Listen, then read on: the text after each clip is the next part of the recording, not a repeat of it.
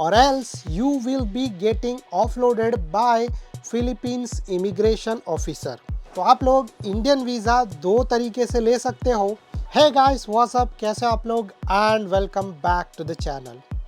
Philippines का visa लेना बहुत ही मुश्किल है, खास करके इंडियंस के लिए, और जिसके वजह से कुछ लोग ऐसा प्लान करते हैं कि वो लोग फिलीपींस तो नहीं जाएंगे, बट क्या करेंगे कि वो लोग अपनी फिलिपिना गर्लफ्रेंड को इंडिया बुलाएंगे, क्योंकि इंडिया का वीज़ा लेना बहुत ही ईजी है।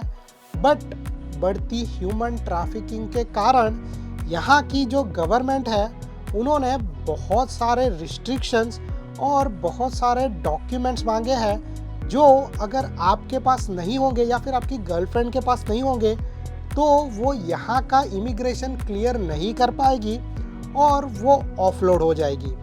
और ऑफलोड होने के चांसेस बहुत ही ज़्यादा है, ट्रस्ट मी, क्योंकि अपने बहुत सारे सब्सक्राइबर्स ने ये तरीका ऑलरेडी ट्राई किया है एंड उनकी गर्लफ्रेंड्स या फिर उनकी वाइफ बहुत बार ऑफलोड हो गई है, जिसके वजह से ये इशू आपको ना फेस करना पड़े, उसके लिए मैं आपके साथ ये वीडियो बना रहा हूँ।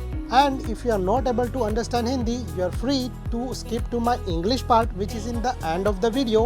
अगर आप लोग अपनी गर्लफ्रेंड को फिलीपींस टू इंडिया बुला रहे हो तो उसके लिए आप लोगों को सबसे पहला जो चीज़ लगेगा वो है इंडिया का वीज़ा।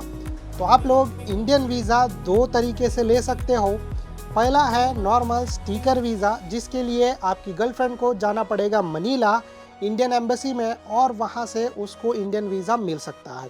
और दूसरा तरीका है Indian e visa.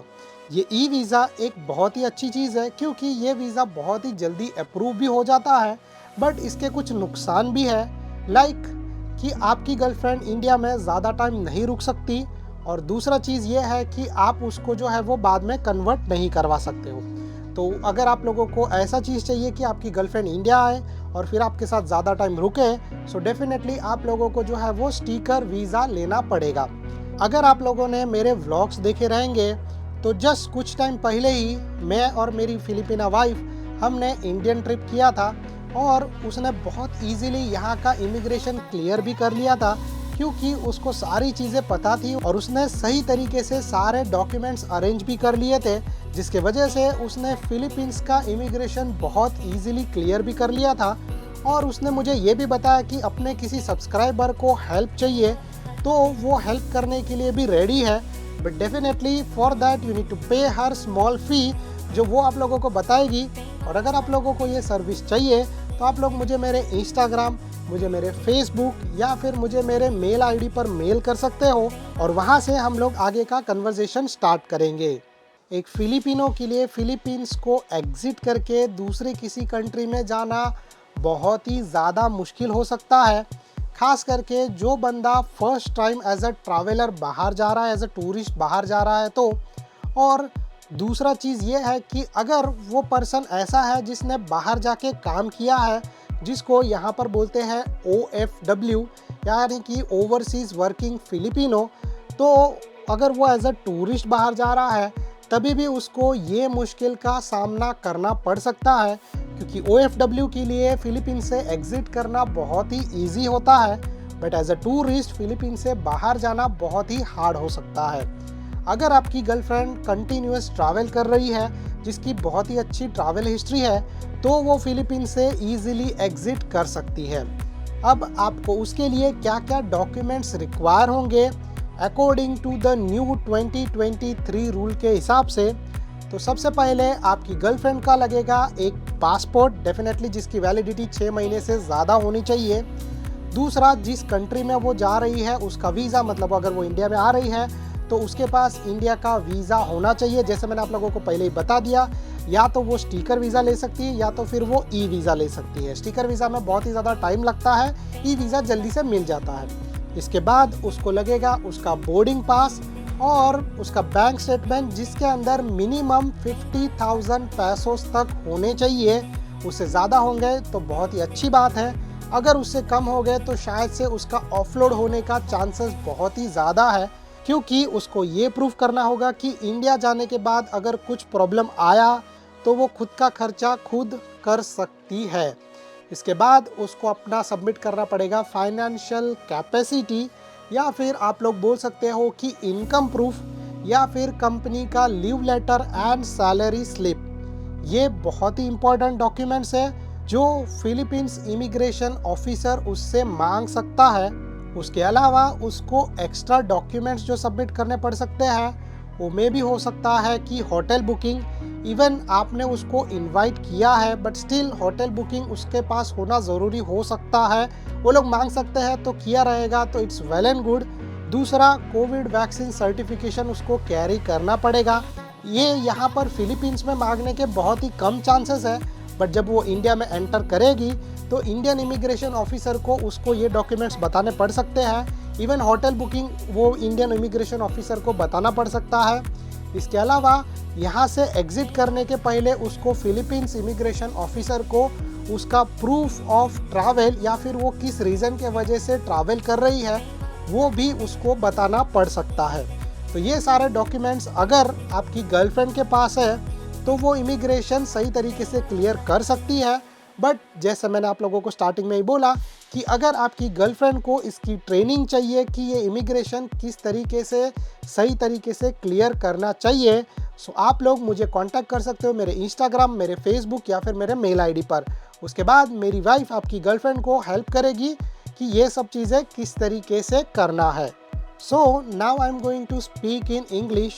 So if you are a Filipina and if you want to go to India to meet your boyfriend, because of some reason maybe your boyfriend is not able to get the Philippines visa, and it's really easy for you to get Indian visa and you are planning an Indian trip, so please watch this video before you make your plan or you book your flight ticket, because this is very much important, or else you will be getting offloaded by Philippines immigration officer. So the first thing you will be needing to go to India is Indian visa. There are two ways you can get the Indian visa. The first one and really easy one is Indian e-visa, and the second one is Indian sticker visa, which you need to go in Manila, and in Manila Indian Embassy you will be submitted all the documents. After that you will get your Indian sticker visa, and after that you are able to go to India. But if you are a first time traveler, means you haven't visited any other country and you are planning an Indian trip, then it will be really hard for you to exit from Philippines. As well as if you have worked as a OFW in other countries, then this is your first tourist country. Still it will be very much hard to exit Philippines, because for OFW the immigration is really easy, but for as a tourist the immigration is really hard. Like if you have watched my earlier vlogs, which we went from Philippines to India, me and my Filipina wife both. My wife by herself, she have arranged all the documents to clear immigration. She have clear immigration by herself very easily. If you want any help of me or my wife, you can contact me on my Instagram, my Facebook and my mail ID. After that we can start the conversation, but for that you need to pay a small fee to my wife. After that she's gonna train you how to clear Philippines immigration. And the documents I'm going to share right now to clear the immigration, which is changed in 2023. So the first and important document you will be needing is your passport, which have more validity than 6 months. Thereafter you will be needing your visa. For example, if you are going to India, then you will be needing Indian e-visa or Indian sticker visa. After that you will be needing your boarding pass, and you need to show your bank statement which have minimum 50,000 pesos balance. Other than that you need to show your travel insurance and your financial capacity, means salary slip or company leave letter which you got from your workplace or certificate of employment. After that you need some extra documents like your hotel booking, your COVID vaccine certification and proof of purpose of travel. You will be requiring all this document. Maybe there are chances you will need more documents than that, but that's it from my side. So if you like my video, please do like and subscribe to our channel. If you have any other doubt, you can comment below. Thank you so much guys. Bye bye and good luck.